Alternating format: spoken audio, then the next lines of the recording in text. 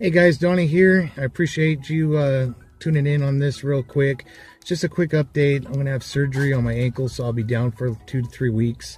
I won't be able to walk, so a lot of videos that are coming out, I'm going to edit why I'm down. I'll edit some videos, but they're all going to be pre-recorded, and some flights and I believe some driving, so there'll be some cars and stuff like that. So just wanted to let you guys know. So if you don't hear from me, or you guys try to comment on any of my videos and I don't answer back, it's just because I'm trying to recover from the surgery. So that'll probably be a while. So all right guys, thanks for all the awesome support.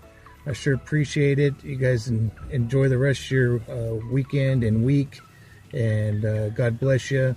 And thank you to all the veterans out there for making the good old USA the land of the free. So thank you guys out there. So I will talk to everybody as soon as I can.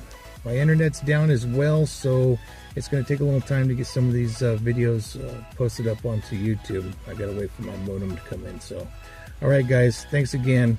God bless. Cheers and happy flying.